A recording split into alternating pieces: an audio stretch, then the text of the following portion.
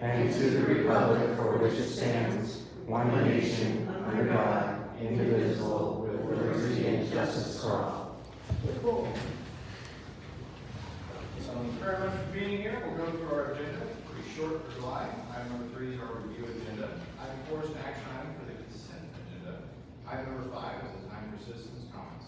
Item 6 is a superintendent report with the district update. Item 7, chairman comments.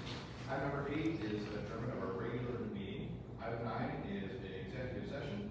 Item 10 is any actions pertaining to executive session. And number 11 is adjournment of executive sessions. We'll go back up to the top 4.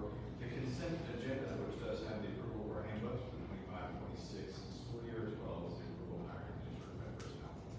Any questions or concerns with the handbooks as presented or in our packet? Is there any presentation, anything else for that, Dr. Trout? The one thing I was going to mention that's for the high school that's probably the biggest change is requiring, we run up against a problem where being a 4-day-a-week school, we struggle with hours sometimes to make sure we're putting those in. So the last week of school, if they're not doing finals, then it becomes a situation where we deduct those days are gone too.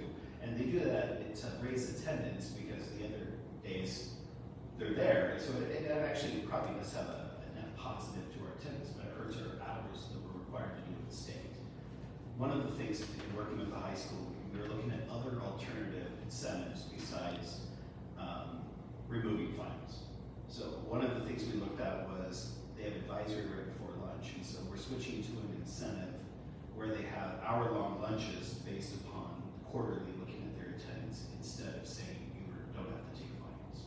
I think one of the issues with not taking finals too is that depending on the class, I mean that we can lower the percentage of what the finals, we did, but we want to take a final for the teacher to be able to what their students learned. So when you exempt a certain part of